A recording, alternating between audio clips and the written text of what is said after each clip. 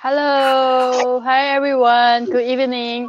Today we are going to talk about the upcoming webinar, which is why study abroad with our KL office, our new KL office. So we have Dr. Shin here with us from KL office, and also we have Melissa, or you can call her Sasa. She's from our HQ. Cambridge, London.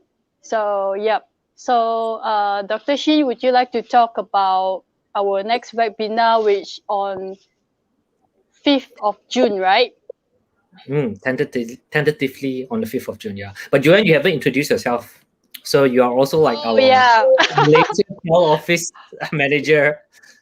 Yeah. Yes. So I'm basically also part of KL office. So I'm doing marketing, I'm doing admin. Basically, I'm doing most of the things in in KL office.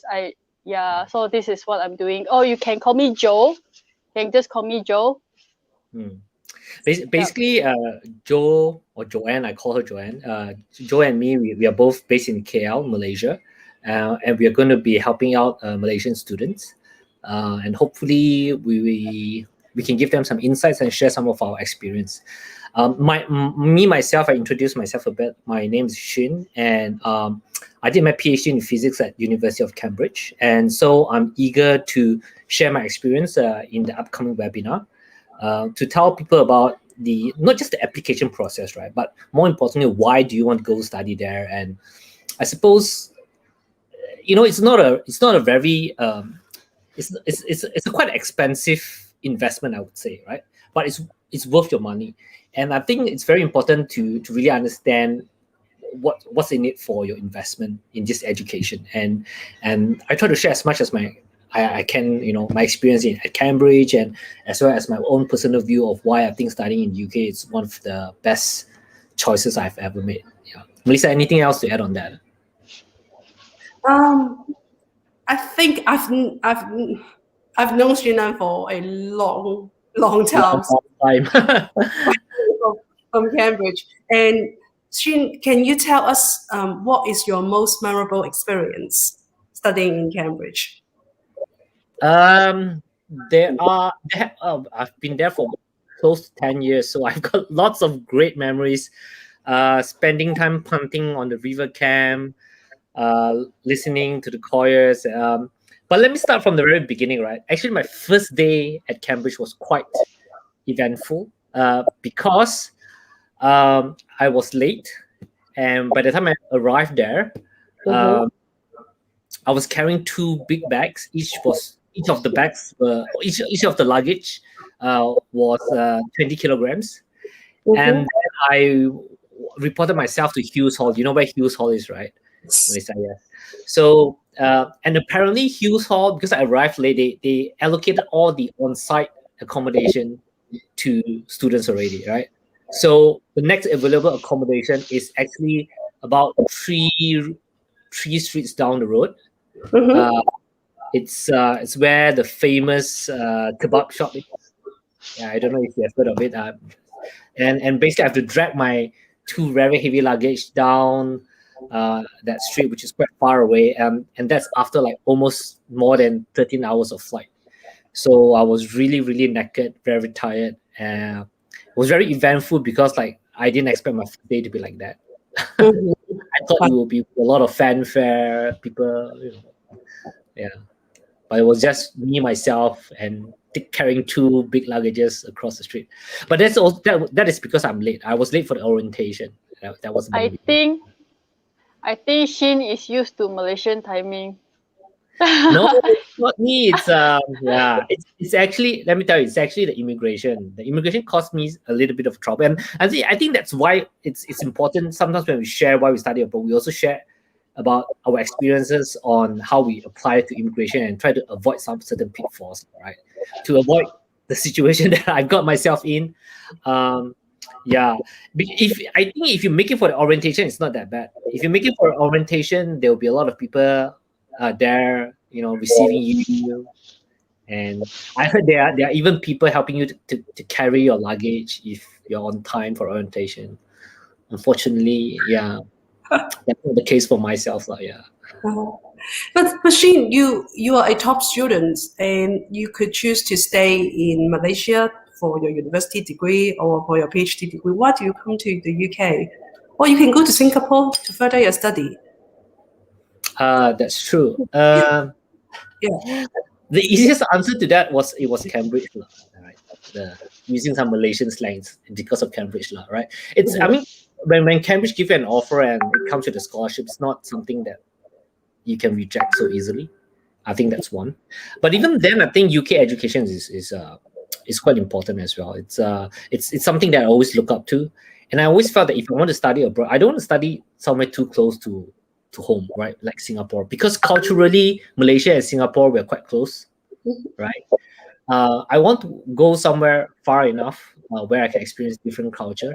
In UK, and looking back, I think it's a really good choice because in the UK, you're quite close to the rest of the Europe, right? That was before Brexit, by the way. But even with Brexit, I think there's still a lot of close ties between the UK and the Europe, and you get to see a lot of Germans, Spaniards, French, and everyone thinks very differently.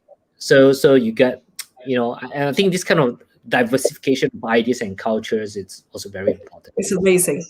Yes, That's one of the parts I enjoy most studying at Cambridge. Yeah. It's meeting the scholars and top students from all over the world. It's very international, very different kind of thinking. See, yeah, it's and I always tell Joanne, right, that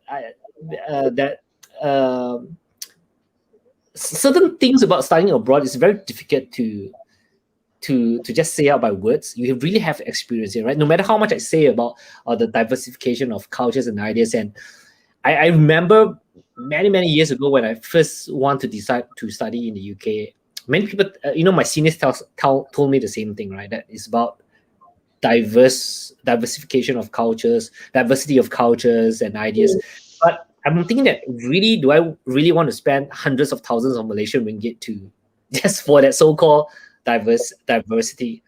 But looking back, actually, it is very important because it shapes the rest of my life and it shapes how you think, right? And I think that's very important. So am I correct that it's a life-changing experience? It is. Yes, it is a life-changing experience, and in life-changing in many ways, right? And life-changing not only that it shapes my career, my point of view for the better or worse, but also very important. I think it's life-changing in the sense that I spent many years away from Malaysia, right? And actually, it's not an easy decision to leave home for so many years as well. All right, and I think that's very difficult for many people as well. And in your talk on 6th of June, what will you cover? Can you tell and share with our audience?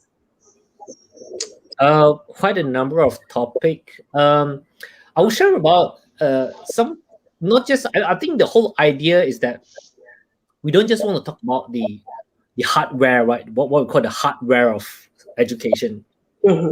Just like the ranking, how much time, the ranking of the universities in the UK, how much time you need to spend to get a bachelor's in UK, right, which is 3 years, compared to certain countries, which like in Malaysia, typically it takes 4 years, and whether you can work after that, because I think a lot of Malaysian is looking forward that after graduation I can work there. I mean, these are all what I call the hardware stuff, which we will touch a little bit about, but I think more importantly, we will also talk about all the software bit, which is what we spoke about earlier, right?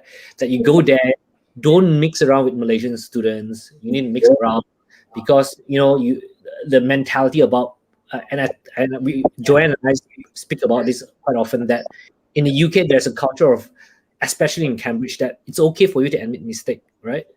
Yes, it's totally okay to say that I'm wrong. And in many education system in Asia and in Malaysia in particular, you're discouraged to say you're wrong. If you say you're wrong, you are perceived to be weak.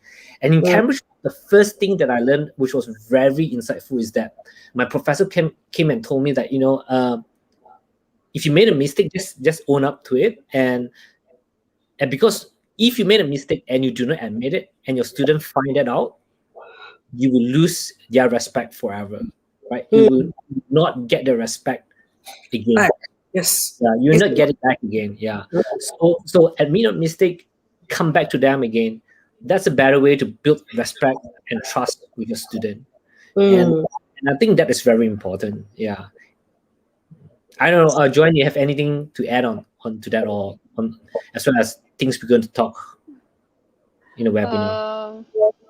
I have a question. Like, did you stay on in the UK to work, or do you have much more opportunity in terms of career after graduating from Cambridge? Yeah. I mean, obviously the degree in Cambridge is it's very much sought after, lah. So I'm a bit I'm at an advantage, that's for sure. But even if you're not at without a degree at Cambridge, I think in the UK right now, correct me if I'm wrong, Melissa, but I think right now the UK government has a policy that allows you after graduation to work for, what was it? Is it 6 months or 2 years? 2 years. 2 years, right? Cool. The reason why I say this is because they change it all the time. They change do. it. Next year when you ask, it's different. Yes. Now it's 2 years. So Like you graduate from a PhD degree, it will be 3 years. right, and that's really good to hear, because I think during my time it wasn't that, it was 6 months, right? Because it was at the height of the all those anti-immigration kind of sentiment in the UK. So but still, once you work after 6 months, if the company is happy with you, they're more than happy to extend it to make it permanent to 2 years. Now with the 2 years extension, I think it's even better. It's no brainer if you're hardworking, smart people, which I think a lot of Malaysians are. Once you work in a company for 2 years, right? Unless there's absolutely no reason why the company do not want to continue with you if you're doing a great job and if you want to continue. Great.